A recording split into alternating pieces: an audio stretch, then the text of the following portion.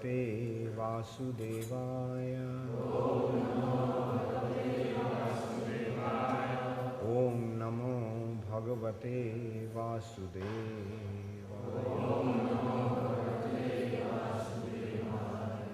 Narayanam Namaskritya Naram Chaiva Narottamam Deving Saraswatim Vyasam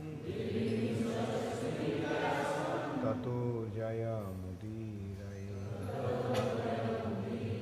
Nashtu Praeshu Abhadreshu Nittang Bhagavata Sevaya Bhagavati Uttama Shloke Bhaktir Bhavati Naistiki.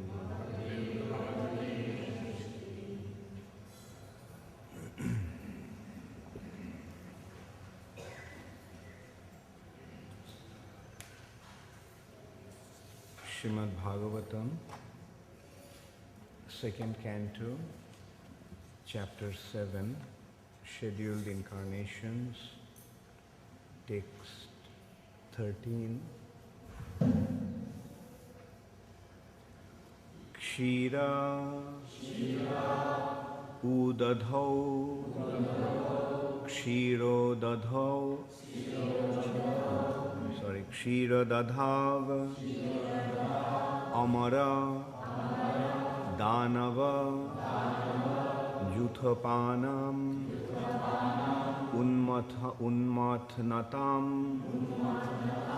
unmatnatam amrita labdhaya adidevaha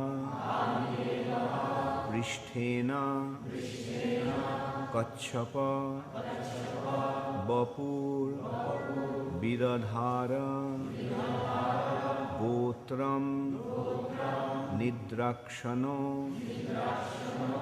adri parivarta kashana kandu. Kshiro dadha mamara danava jutha panam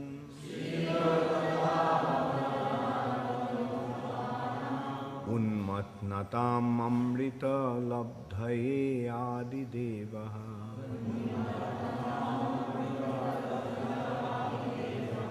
pristhena kachapavapur vidadhara gotram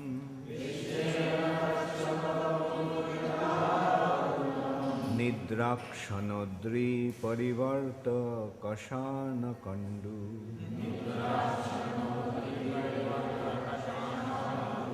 Kshiro dadhavamrita danava juthapanam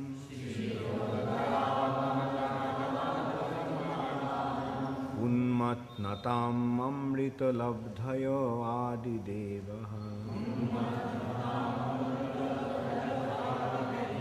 pristhena kachapavapur vidadhara gotram nidrakshanodri parivarta kashana kandu.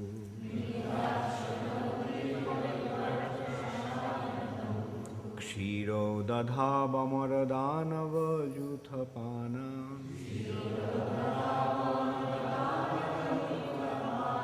unmatnatam amrita labdhayo adidevaha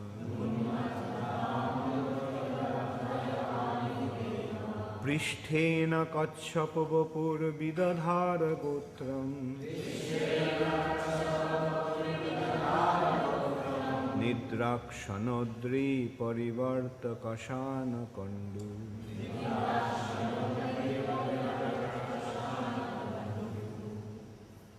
Kshira, milk, udadho, in the ocean of Amara, the demigods, Danava, the demons, Yuthapanam, of the leaders of both hosts. unmathanatam, while churning amrita, nectar, labdhayo, for gaining, adidevaha, the primeval Lord, pristhena, by the backbone, kachapa, tortoise, bapuhu, body, bidadhara, assumed, gotram, the Mandara hill, nidrakshanaha, while partly sleeping, adri parivarta, rolling the hill, kashana, scratching, kanduhu, itching. Translation by His Divine Grace, Srila Prabhupada. The primeval Lord then assumed the tortoise incarnation in order to serve as a resting place, pivot, for the Mandara mountain, which was acting as a churning rod.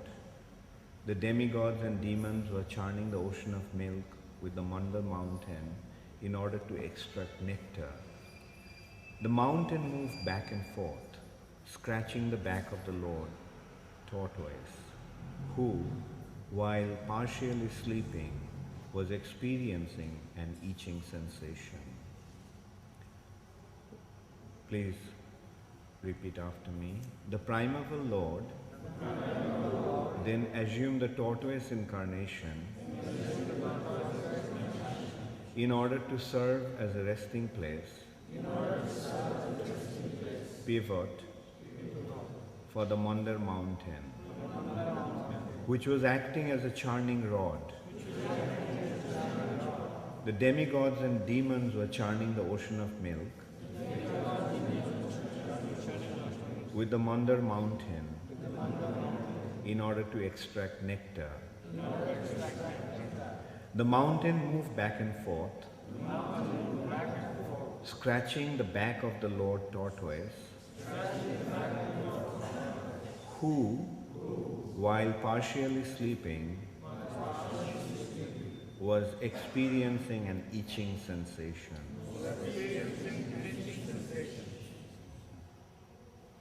Purport by Srila Prabhupada. Although it is not in our experience, there is a milk ocean within this universe. Even the modern scientist accepts that there are hundreds and hundreds of thousands of planets hovering over our heads, and each of them has different kinds of climatic conditions. Srimad Bhagavatam gives much information which may not tally with our present experience.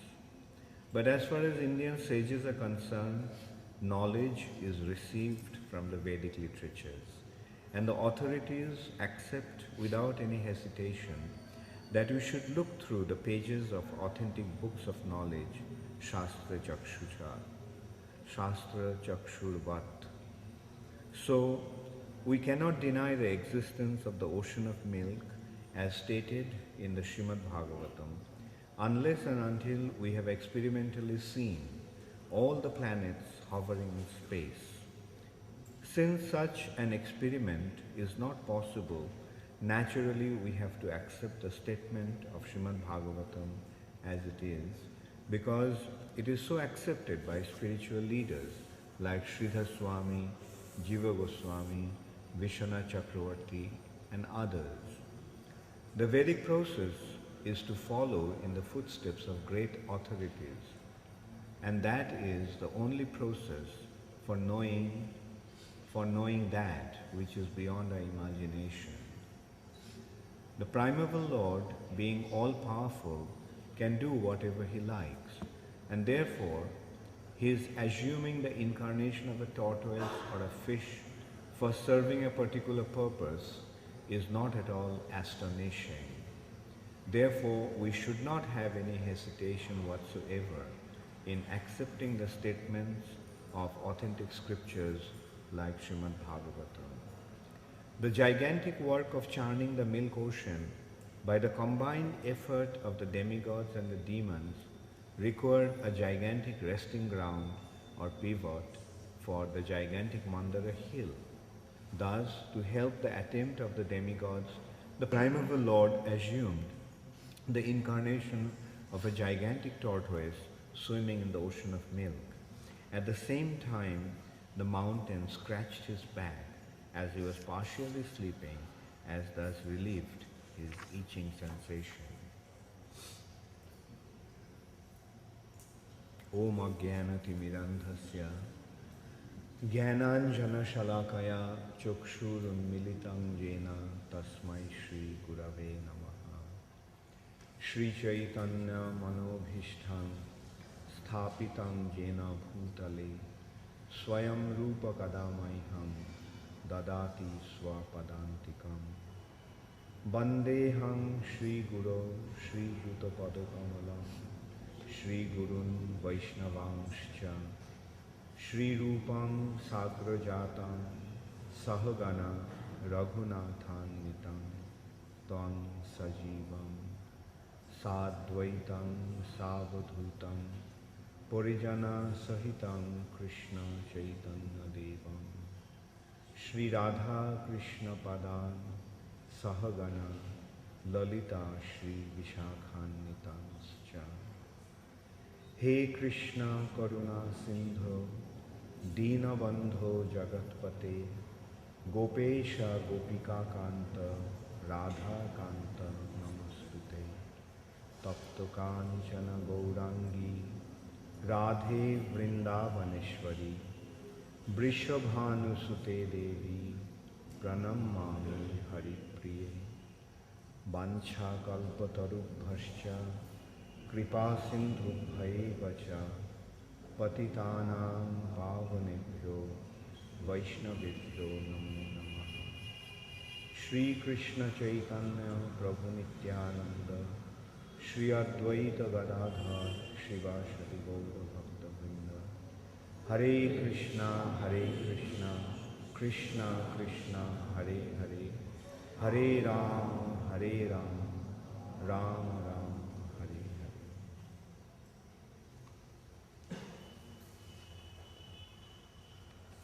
Kshiro Dadhavo Amara Danava Yuthapanam Unmat Natam Amrita Labdhayo Adi Devaha Pristhena Kachapa Vapur Vidadhara Gotram Nidrakshanodri Parivarta Kashana Kandu.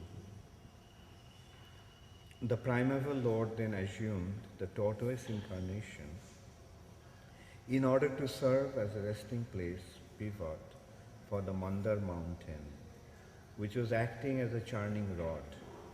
The demigods and demons were churning the ocean of milk with the Mandar mountain in order to extract nectar. The mountain moved back and forth, scratching the back of Lord Tortoise, who, while partially sleeping, was experiencing an itching sensation. So Brahma is instructing Narad Muni, his son, about different scheduled incarnations of the Lord. The Lord appeared at different times to perform different leelas or different activities for establishing dharma. Leela avatars sometimes establish dharma directly and sometimes establish dharma indirectly. So this is an indication of an indirectly establishing dharma. The whole incidence of churning the milk ocean was to establish the authority of the demigods over the demons. Both were very powerful individuals. The demigods were very powerful and so were the demons. in some cases, that in some occasions it has been demonstrated, it has been experienced that the demons were more powerful than the demigods. But still ultimately, the supremacy of the demigods prevailed because the demigods were backed by the Supreme Personality. The demigods or suras or devas are those who accept the authority of the Supreme Personality of Godhead. And demons are those who defy the authority of the Supreme Personality of Godhead. So in this material nature, these two types of living entities are always present. Some accept the authority of the Lord and some do not. And there is another category in between who are known as innocent. Those who do not know about the Lord and His wonderful arrangement due to ignorance, due to not having the proper information. They are known as Balish or innocent.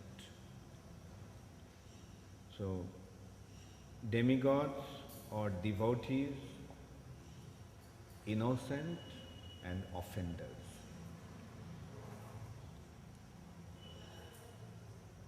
Those who do not accept the authority of the Lord but become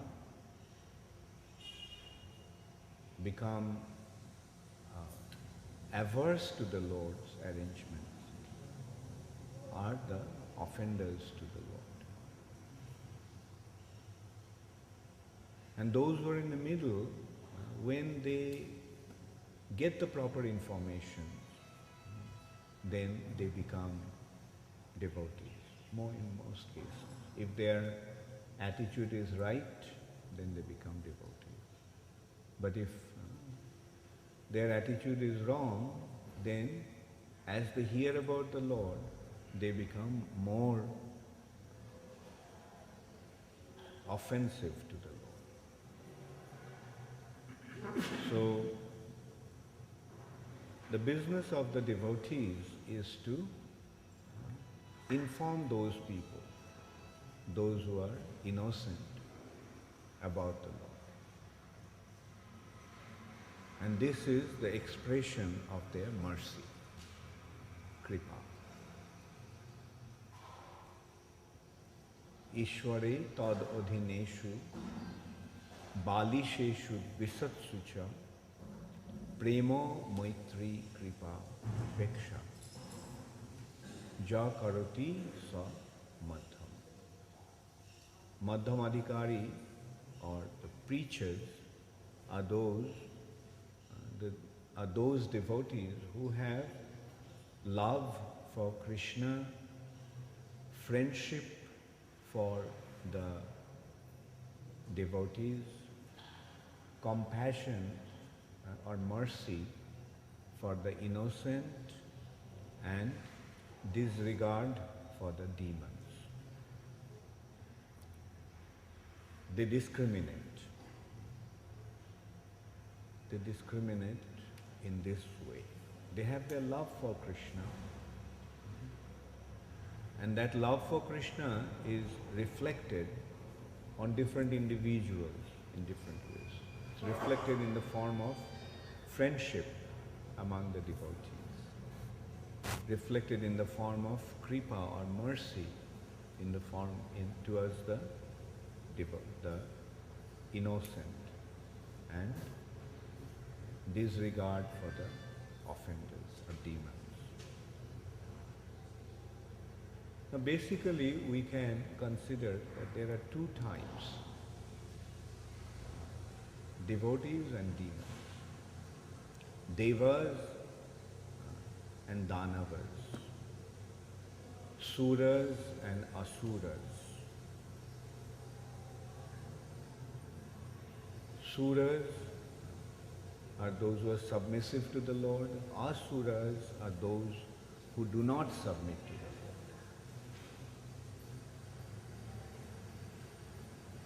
So these two categories are existing since time.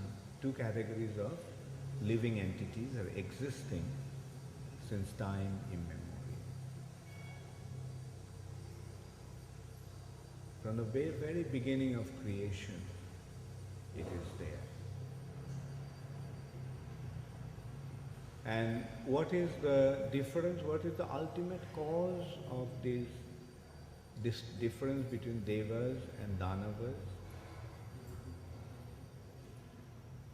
The difference is the difference of attitude based on false ego and overcoming the false ego. The difference is being motivated by false ego or motivated by their spiritual attitude.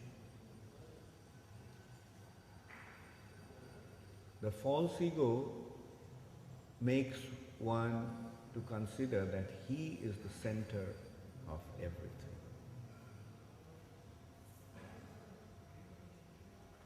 False ego is actually a material covering, the first material covering, which makes a living entity to think that everything is centered around him.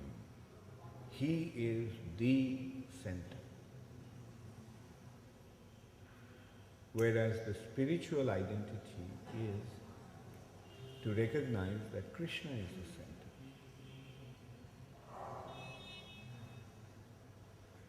It's a matter of attitude, it's a matter of consciousness.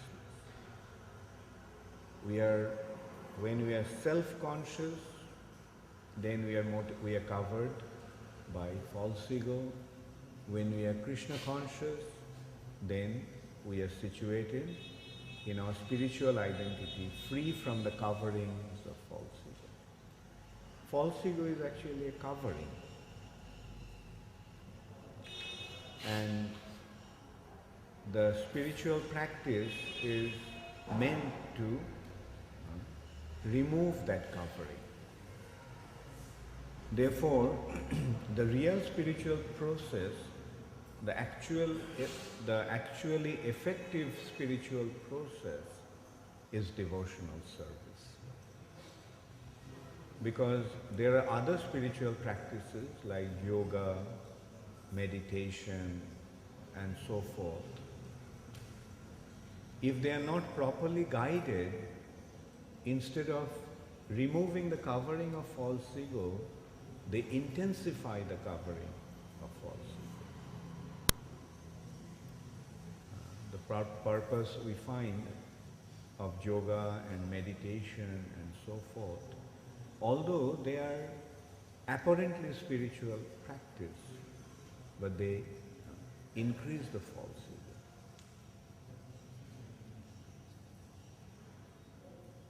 And the result can often be very, very dangerous. Instead of submitting to the Lord, one tend to become the competitor of the Lord. By practicing yoga, I will become God. By practicing austerities and so forth, I'll become so powerful that I will become God, or I will become the greatest. I will control everything. The word Ishvara literally means control.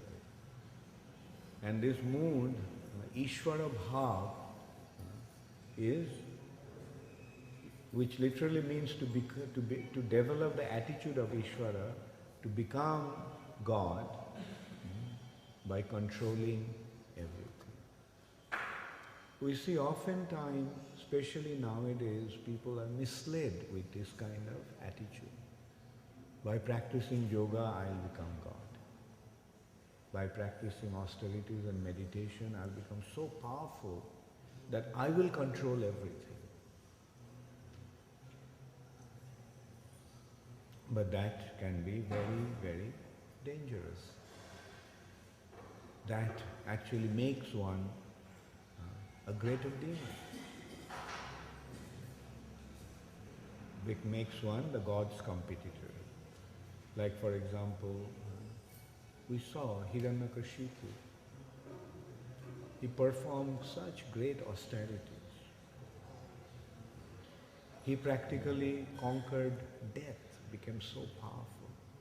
He became so powerful that even thunderbolt couldn't do anything to him. What to speak of any weapon? Jai Shri Shri Krishna Balaram ki Jai, Jai Shri Shri Radha Madan Mohan Lalita Vishakha Devi ki Jai, Jai Shri Shri Gaur Nitai ki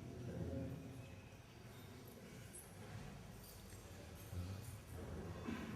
Actually, the thunderbolt is the most powerful celestial weapon, far more powerful than any nuclear weapon. But even that weapon couldn't do anything to Hiranyakashipu. He became so powerful. No weapon could hurt him or harm him. Practically became immortal. But what was the purpose of his immortality? He wanted to defeat Hari. He wanted to take revenge against Hari. He wanted to kill Hari, Krishna. Why? Because Hari killed his brother. Now he must take revenge. And prior to that, his attitude was that he was the greatest. These two brothers, Hiranyakashipu and Hiranyaksha, they just became the most powerful individuals. They conquered all directions. Even the demigods, such powerful individuals, they used to tremble in fear hearing their names. When Hiranyaksha challenged Varuna, the demigod who controls the entire water supply of the universe. He is the controller of all the water. We can consider like how powerful a personality he must be, who is controlling all the oceans, all the sources of water. But even he, when challenged by Hiranyaksha, he just accepted defeat and said, look, I am old and I am no match for you. You don't really derive much pleasure by defeating me because I am nothing compared to you. So when the opponent is so weak, what is the pleasure in fighting with him? Like the wrestling and other bouts take place among the equals. Heavyweight, featherweight, bantamweight, different types of categories of boxing and wrestling. A heavyweight will not fight with a featherweight because what's the point in defeating a featherweight? So that was Varuna's plea to him. So we can see Hiranyaksha was so powerful. But that Hiranyaksha was killed by Varahadev. They didn't know about Varahadev. When Hiranyaksha asked, then who is my equal? who can I, who is there that you can fight? And he says, yes, there is one personality. You have defeated everybody, but there is one personality who is really powerful. Maybe you will derive a great pleasure fighting with him. He said, who is that? He said, he is Hari. Where can I find Hari? It's difficult to find Hari, but if you search hard enough, with all sincerity, then you may come across him. So finally, he saw Hari in the form of a boar, rescuing Mother Earth from the lower region of the universe. And Hiranyaksha fought with him, and he was killed. So Hiranyakashipu was completely in rage. He became very, very angry.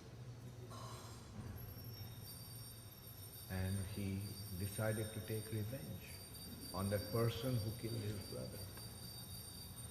But he realized that that person must be very powerful, because he killed Hiranyaksha, who was equally powerful as he was. So this Hari must be more powerful than Hiranyaksha and him. Therefore, he decided to first acquire power,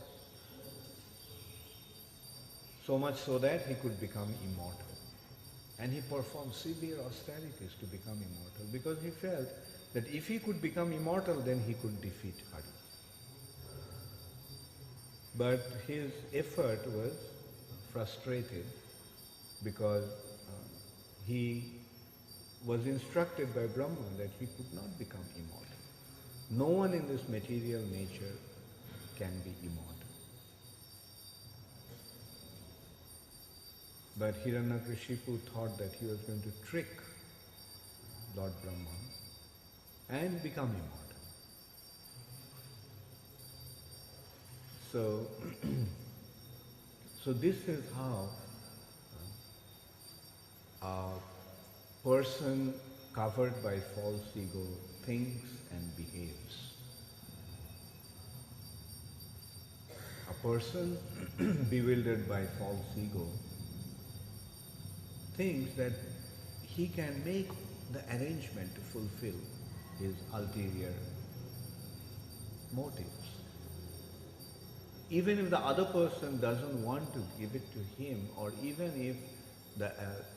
if it seems that it is not possible, but he'll make it happen. So that is the demoniac mentality, that is the attitude of a demon. An individual completely taken over by his false ego, completely covered over by his false ego. And this false ego then leads to pride, envy, anger. All these impediments to spiritual advancement is actually a result of false ego. Lust, greed, anger, illusion, pride, and envy.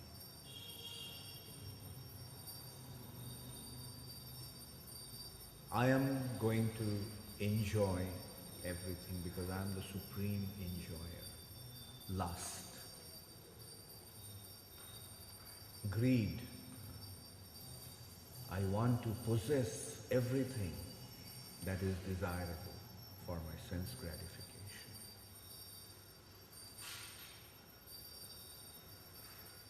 And then when that endeavor is frustrated, anger. Then anger to illusion. Krodhat, smriti vibhrama. Illusion, envy, pride. why others have something that I do not have, why others are admired and adored, why not me? These are the outcome of envy.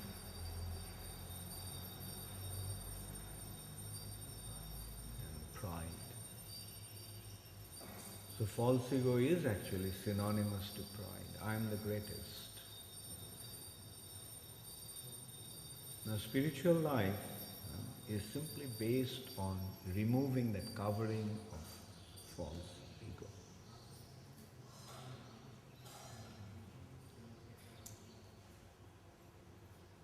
If we maintain our false ego, if we allow our false ego to become inflated, then we won't be able to make spiritual advancement. We won't be able to become situated in a spiritual identity. Actually, on our spiritual progress, on the path of our spiritual progress, Maya tests us. Maya, the illusory energy of the Lord, tests us by putting different situations, creating certain situations for us. And those situations are actually a taste of false ego. Oh, you are so advanced, so you are the greatest. You are the most worshipful. You are the most wonderful. And those who are not offering you the worship and adoration, they are your enemies.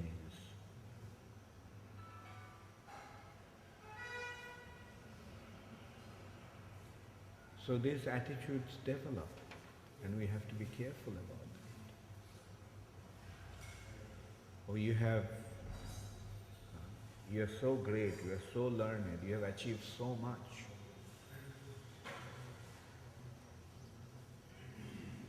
Therefore, the business of the spiritual authorities is to caution the devotees, and if needed, sometimes smash the false. If the false ego is not removed through proper advice and proper counseling, then that false ego has to be crushed. And that is why sometimes the spiritual master has to become heavy.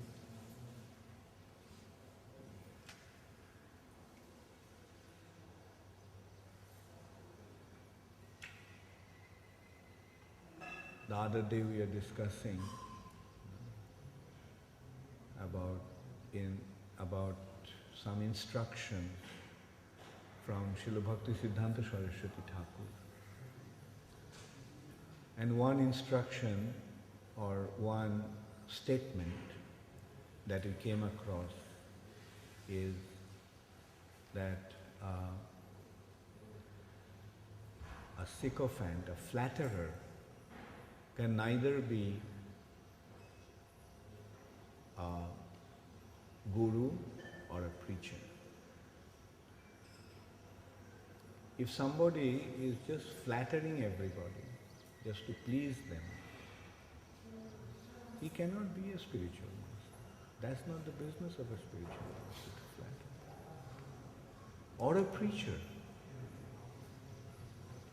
cannot just afford to just flatter people. Even when they see that they are doing something wrong, if he says that everything is all right, carry on like that, then he is not a spiritual leader. He is not a preacher. He is not a well-wisher of that person. And that's why in the spiritual path, it is very important that we have the clear understanding whether we are in a situation of a submissive situation of a disciple, or whether we are in a commendable situation as a spiritual master.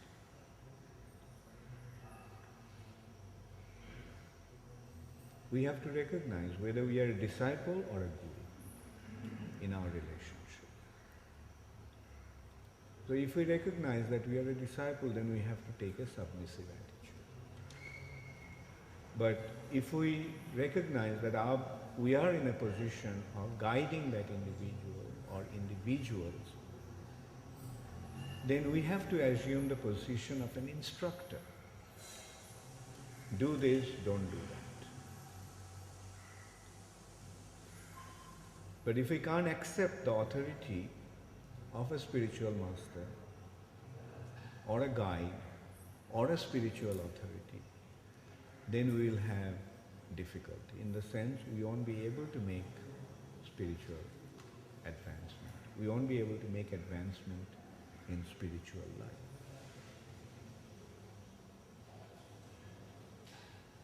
The process is as simple as that. Guru, disciple. There are only two relationships. Guru and disciple. And we have to find out, we have to figure out in our relationship whether we are in a position of a disciple or whether in a position of an instructor. Teacher and student. A student must accept the authority of the teacher in order to learn. And the teacher must guide the student properly.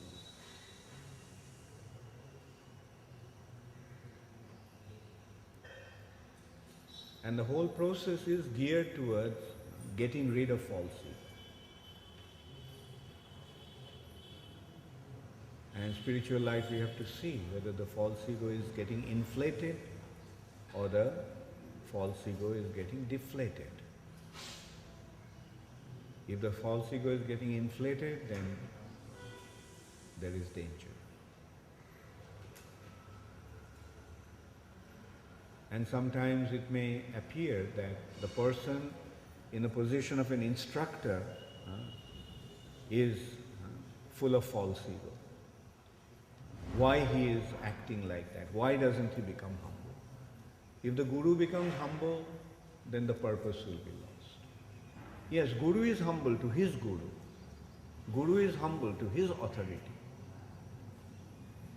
but not humble to his students, to his disciples.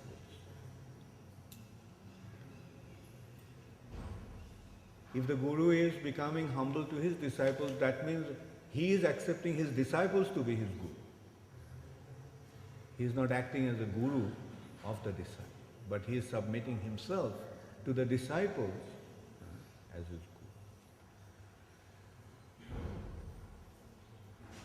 Therefore, the word guru actually means heavy. It has different connotation. The word guru, one meaning of the guru is one who removes the darkness of ignorance. One who removes the ignorance. Guru. And another meaning of that expression is in relation to light and heavy. Laghu and guru. Laghu means light. Guru means heavy. So, this is the business. And in order to become guru, one first has to become shishya. One who is a disciple, who has been a disciple, he only can become guru. He begins with being a disciple. He learns as a student. Then he becomes a teacher. One who hasn't been a student himself, how can he be a teacher? One who hasn't mastered the subject under the guidance of a qualified teacher, how can he become a teacher himself? Therefore, first become a disciple, then become a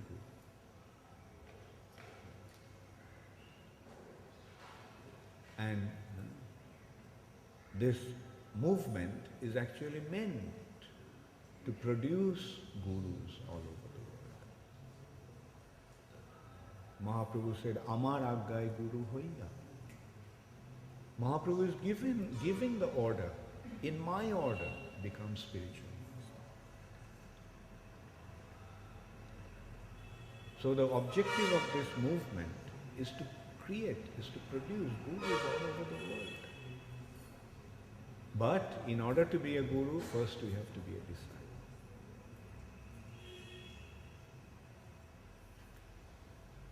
But if we think that I know more than my guru, more than my authority, that means I am functioning on the platform of false ego. And then the guru will try to remove the false ego, correct the false ego, even smash the false ego. But if one is not prepared to accept that, then his spiritual life will be in great calamity. There will be a great danger in the spiritual life.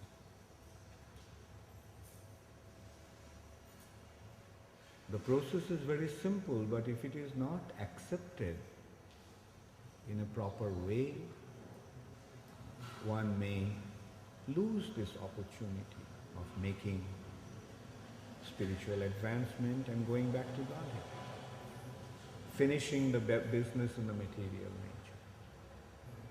If we don't care for, if we don't work towards finishing our business in the material nature, what it simply would mean? It would mean that we will remain in the material nature. We will secure our situation in the material nature in such a wonderful way that we'll never be able to get out of this material nature. Okay, stay here for another zillion of lifetimes. Come and go again and again, trying to enjoy. Yeah, try to enjoy. And then when you come to your senses and realize that there is no room for enjoyment, there is no possibility for enjoyment in the material nature, okay, then you may get another chance. You'll get another chance. You can find, you can come across the process of Krishna consciousness once again. And again, you'll get a chance to submit yourself to your Guru. But then again, if you don't, then what will happen? Again, go back to the cycle of birth and death. And there is no way of knowing how many lifetimes it may take to come back to this situation again, to the platform of spiritual life.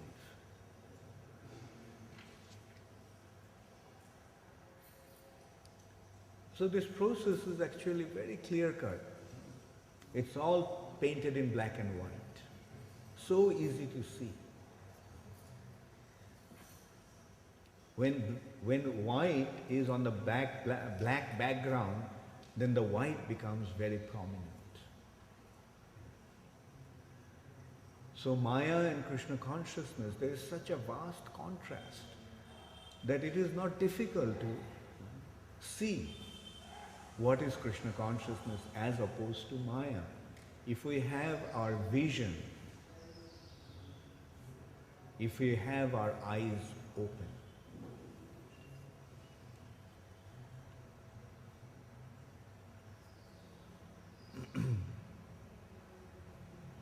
And while studying Srimad Bhagavatam and the Vedic scriptures, we see that one thing is very, very clear.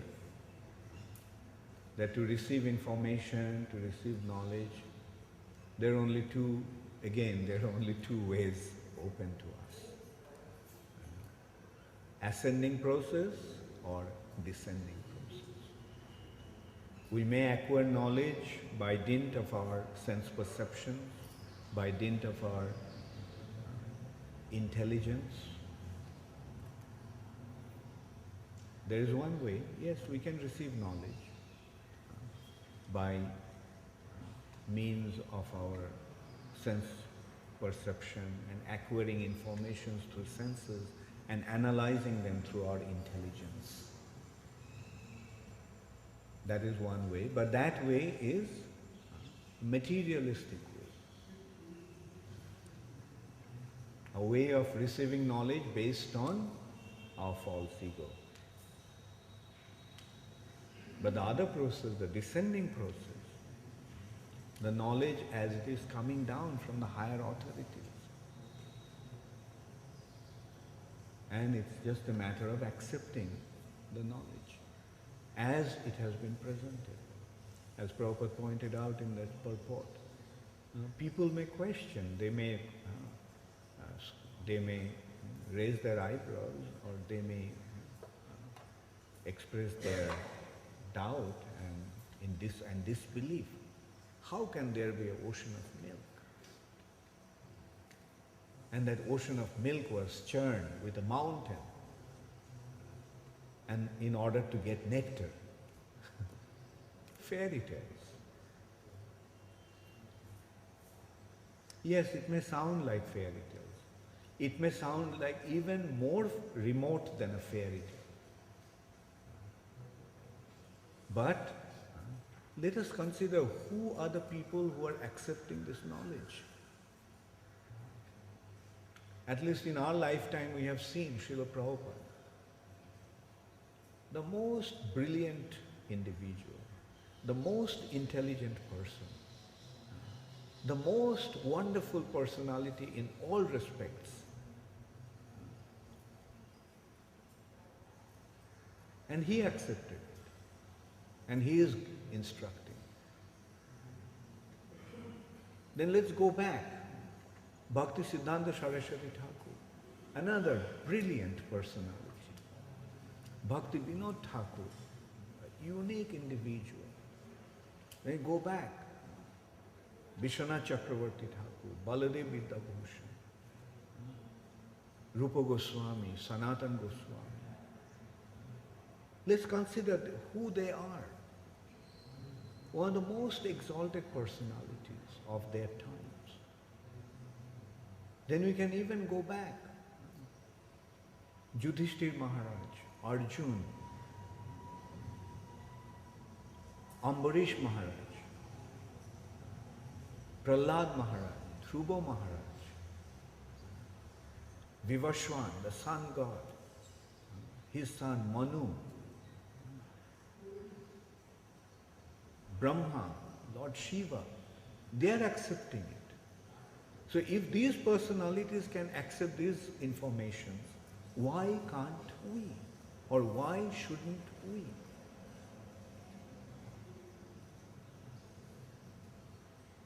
In this way, we have to rid ourselves of our false ego and misleading, bewildering influence of the illusory energy of the Lord.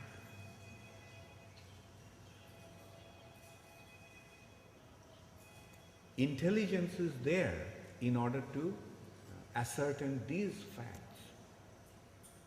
Like this personality is so much more intelligent than I am, and he is accepting it.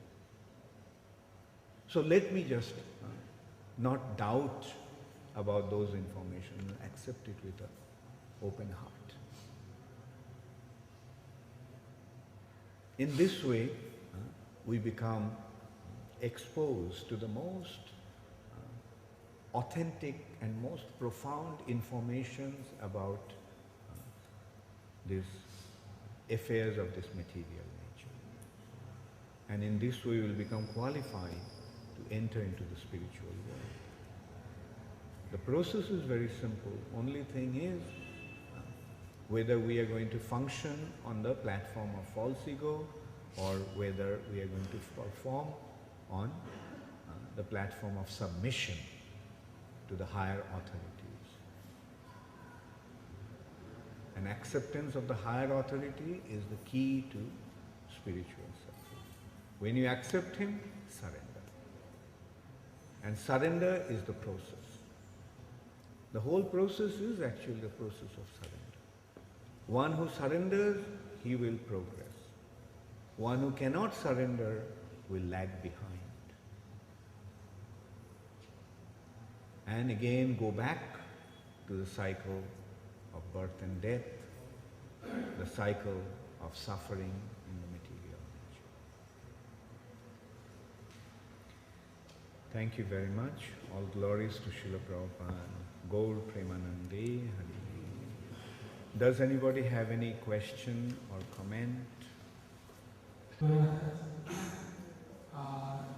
disciples' relationship with the spiritual master in the stage of sadhana bhakti is one of our levels. I just wanted to ask what happens to the relationship as the disciple advances and fully surrenders himself to the Lord of the spiritual master. Then later on, what happens to the relationship? It always remains a relationship of awe and reverence. The spiritual master takes the disciple into confidence, and the spiritual master may treat the disciple in a certain way, but the disciple's attitude is always, you are my eternal spiritual master, you are my eternal teacher, and I am eternally submitted to you. Even after going back to Godhead? That is different. When one goes back to Godhead, then it's up to Krishna. But again, there also, he remains the leader. Like in the spiritual sky, especially in Vrindavan, there are different groups and subgroups. And those groups have group leaders. And so the ultimate leader of the group is, one group is, ultimate leader of the group is Srimati Radharani. And there's another group, the ultimate leader of the group is Chandravali. And then they have their subgroups. Radharani has the groups of Lalita, Vishakha, Tumbavidya, Chitra, Champaklata. And then they have their subgroups and subgroups, sub-subgroups and so on. At least we know that when we go back to the spiritual sky, we'll find our group there, ISKCON group. And the leader of that group is Srila Prabhupada. And then there, in that group, there will be subgroups also. And then there will be subgroup, and this is how spiritual world is unlimited. And the leader will always remain as the leader of his group. How he deals with the members of the group, that is up to him. And yes, sometimes, they would, probably there will be friendship. But the attitude of the members of the group will always be reverential towards the leader of the group. Like in a football team. They all are friends, right? They all are playing in the same group, but the captain of the team is looked up to by other members of the other players of the team. The captain says, yeah, we are going to play this way, this will be our strategy and so forth. The same is in the spiritual sky. The captain decides, the group leader will decide how they are going to serve. And his decision again will be subservient to his leader's decision. His leader's decision will be subservient to his leader's decision and strategy.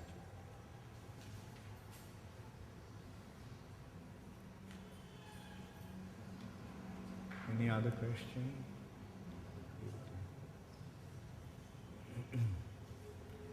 Yes, Sitaram, you don't need a mic. I have another question, but just in relation to the spiritual master and disciple. When Gaura Kumar and the Mathura Brahmana finally meet the cowherd boys in Goloka Vrindavan,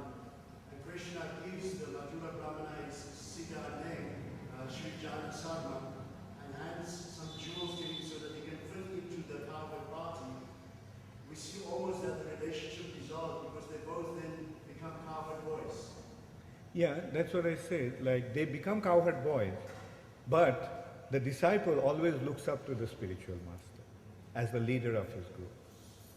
Like as I gave the team, the football team example. Like they're all friends. They all are playing for the same team. But the captain of the team is looked up to by the other players of the team. He is the leader of the team. They may be friends, but still the reverential, attitude towards the leader remains. My question is that the universal form of the Lord is the abode of so many of our qualities, and his back is the abode of envy. So the demons also acquire so much power. Which part of the universal form do they acquire this power from? Come again, I couldn't get it. In the descriptions of the Virat Purusha, all our qualities are established on different parts of his body. And then at some point he said that his backside is the abode of envy and some other negative elements. Now the demons have so much power and the demigods have so much power. And the demigods obtain the power from their worship. How do the demons become so powerful? Demons become powerful with their austerity and penances, with their punya, with their good karma. They become, see, the thing is that they become powerful by dint of their own endeavor. Right? So what is their own endeavor? Like somebody, in order to become powerful, he goes to the gym and works out, builds up his muscles. Yeah, he becomes powerful. But that power is different from being empowered by a very, very powerful personality. And devotee's power comes from being empowered by the Lord. And since the Lord has endless amount of, He's the endless source of power, the devotee's power is also endless. Because he is being empowered by the Lord. Whereas the demon's power is limited because it is acquired by dint of his own endeavor. Like, going to the gym and, building up his muscles, or, developing subtle power through austerities and penances, or by performing punya, pious activities, or by performing sacrifice. Then again, these are all actually pious activities that give them the power. Thank you. Yes, what's your question? Suffers. Submerged. Okay, submerged, yeah. Okay, fine. Why the living entities are submerged in the ocean of false ego? Whether he's submerged in ocean or if it's just a covering, the false ego is false ego, which makes you feel that you are the doer, you are the center, you are the enjoyer, you are the controller. As long as one is averse to Krishna, one will develop this attitude. So the answer to that is the way to get rid of your false ego is by being surrendered to Krishna. Just surrender to Krishna and false ego will go away. If you go against Krishna, if you defy Krishna, then yes, false ego will be there. And it will become more and more intensified. Any other question? Yes, Mother. With disciple, that there are two, but what about friendship and how do we help each other to get rid of? The friendship is, you see, guru-disciple relationship is a relationship of senior and junior, superior and subordinate. But friendship is among equals. So, in simple words, we can say that among the equals, like among the god brothers and god sisters, cousins, cousins, god cousins and all, there is friendship. And you see, when a superior awards friendship to the junior, like at some point, the father may treat the son like a friend, right? But the son never thinks that he has become the friend of his father. You know, he always treats the father or the uncle or the aunt as the superior, but they may offer, they may treat them in an equal platform. But that prerogative is with them, with the seniors. But if the junior tries to, treat the senior as an equal, then that will be a transgression of etiquette.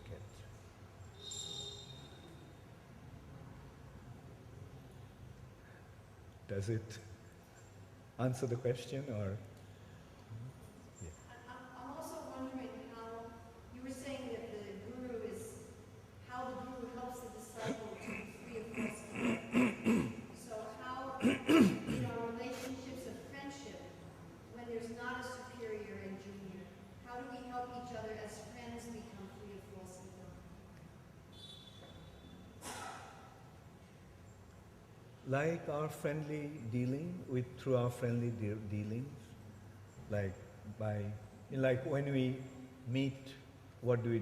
We discuss Krishna consciousness, share our experiences, and through that we actually help each other to get rid of our false ego through proper association, mainly by becoming aware of Krishna's supreme position, and by becoming aware of our insignificant position in relation to Krishna.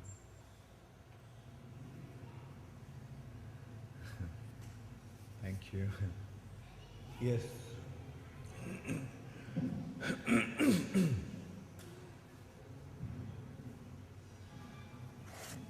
Prabhupada, you mentioned ascending process and descending process, getting knowledge. But when we use our own sense perception to gain realization, does that mean we're using the ascending process? Yeah. Yeah. I mean, we always have to use our senses and intelligence. But the thing is, if we are solely depending on our senses and intelligence, then in order to acquire knowledge, then it is the ascending process. But when we accept the higher authority and the higher source of information, and accept that with faith, there also you are using your senses and intelligence, but that process is descending process. Like senses and intelligence are always there, and they have to be the means by which we are going to receive the informations. But the question is whether we are accepting the higher source of information with faith or not. If we do not, rather we depend solely on our sense perception and our intelligence, ability to reason, ability to discriminate, then that is the ascending process. Otherwise, the knowledge will descend, and the intelligent way is to accept the descending process. Let the knowledge come from the higher authority, because that is the safest way to receive knowledge. And also, if we notice, then we will see that the process of acquiring knowledge is always descending. Like even the alphabets. Did we receive the knowledge from higher authorities with faith? Or did we go out in the world to figure out what is A and what is B by dint of our own endeavor? So this way also we can see, like even the basic knowledge is received through descending process. What to speak of most complicated spiritual knowledge, which is beyond our sense perception.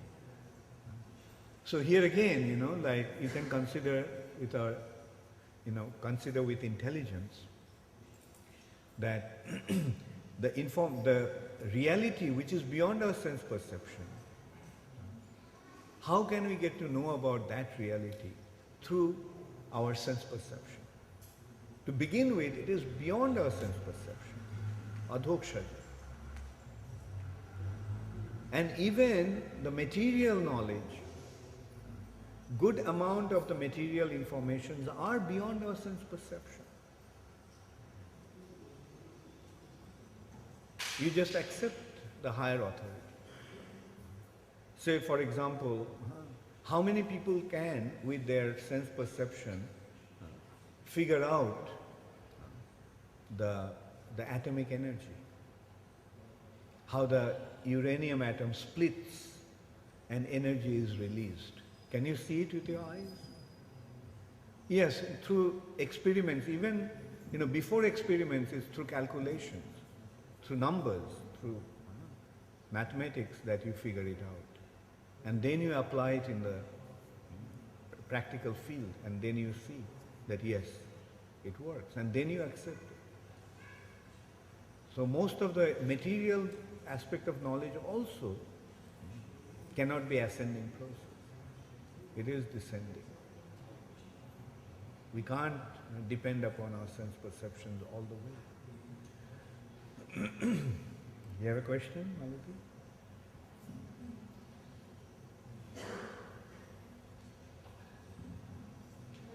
About one's ego in scriptures, and we generally do glorify devotees, and so I was wondering why the injunction was made not to glorify, why when Prabhupada changed the law, we generally do speak Where about devotees. glorify, had been instructed not to glorify, but not to flatter, probably. I don't know which source you are speaking of. I could bring that with me. It says glorify. It says No, glorification of devotees are very, it's one of the means, one of the most effective means of purifying ourselves and making spiritual advancement. By glory, what probably is meant by that is that not flatter. Recognize those qualities and speak about them. Because by doing that, you will acquire those qualities. See, glorification means, you are detecting some qualities in an individual and being vocal about it. Right? So when you see that somebody has some good qualities, and if you wholeheartedly appreciate that, then you are also receiving those qualities yourself. No, glorification is essential for our spiritual advancement.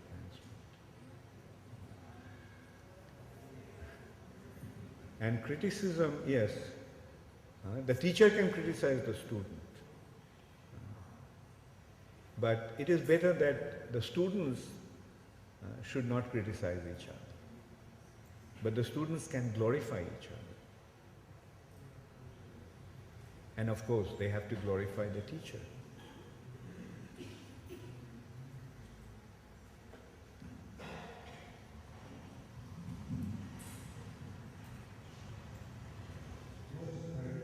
But thinking about the absolute nature of love and the fact that we're all going to be in the spiritual world, our situations vary according to our original spiritual forms. We may not necessarily be in the same grouping. And in this absolute nature of love, if there is kind of a hierarchy, we've been taught that each one has an individual identity in the spiritual world. Generally, you see, although one may have spiritual identity, but those identities will be conducive to the group that one belongs to. You see, we have to understand that the spiritual arrangements are not an accidental happening. It is a divine arrangement.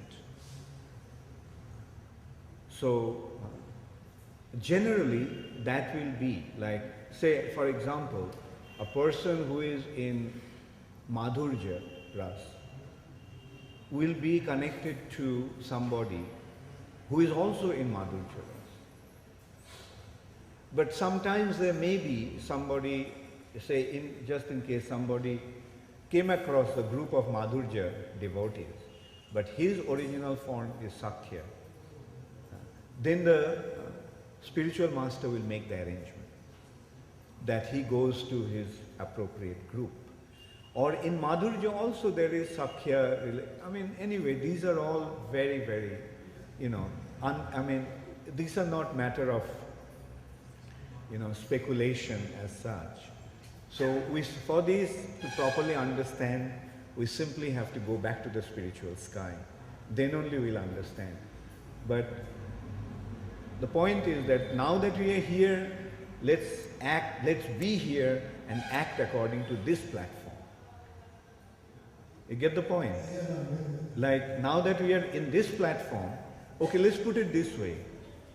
When we are in Chaitanya Mahaprabhu's Sankirtan movement, let me take part in Mahaprabhu's Sankirtan movement. Let's not waste our time in imagining about Radha Krishna's pastimes in Vrindavan. When we are in Navadvip, let's be in Navadvip, right? And by Chaitanya Mahaprabhu's arrangement, when we become qualified, we will be transported to Vrindavan.